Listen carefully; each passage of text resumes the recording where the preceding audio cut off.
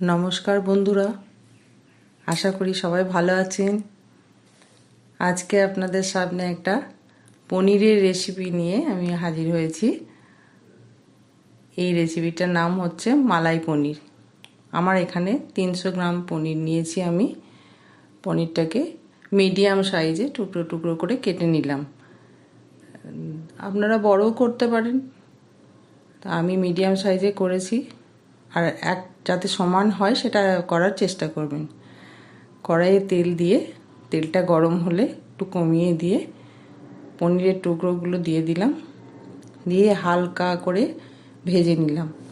আস্তে আস্তে উল্টাতে হবে যাতে করে যেন পনিরটা ভেঙে না যায়। আর এই পনিরের মধ্যে আমি একটু নুন মাখিয়ে রেখেছিলাম, হলুদ টলুদ কিছু দিইনি, কারণ এটা তো মালাই পনির, একটু সাদা সাদা হবে তার জন্য। দুবারে পনিরটাকে ভেজেছি, একবারে ভাজলে ভেঙে যেতে পারে, তাই আমি দুবারে ভেজে পনিরটাকে তুলে রেখেছি।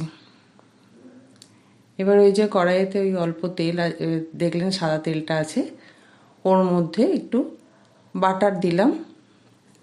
আর এখানে আমি বাটিতে আপনার কাজু বাদাম, পোস্ত, চারমগজ, এটা একটা মিক্সার গ্রাইন্ডার জারে নিয়ে পেস্ট করে নিলাম। আর অল্প দুধ নিয়েছিলাম, ওই দুধটা আমার লাগবে বাটিতে, আপনারা দেখলেন। এবার ওই তেল আর ওই বাটারটা যেটা নিয়েছিলাম আমি কড়াইয়ে, ওর মধ্যে আমি গোটা জিরে ফোড়ন দিলাম। তার মধ্যে একটু আদা থেতো করে দিলাম, ওটা কুড়েও দেওয়া যায়। ওইটা দিয়ে নাড়াচাড়া করে আমি যে ওই পেস্টটা তৈরি করে রেখেছিলাম ওইটা ঢেলে দিলাম, দিয়ে ভালো করে নাড়াচাড়া করে নিলাম।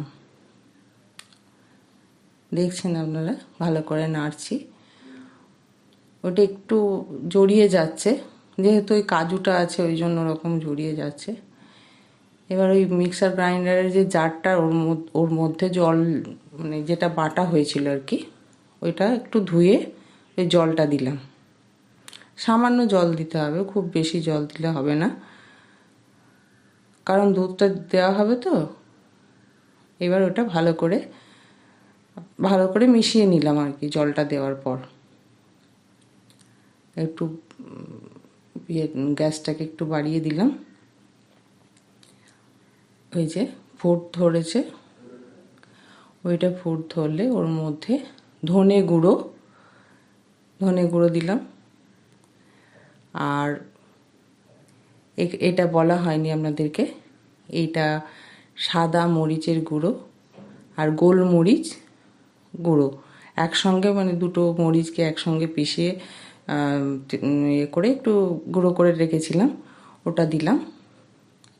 এইবার এর মধ্যে দিচ্ছি কাশ্মীরি লঙ্কার গুঁড়ো, দেখলেন।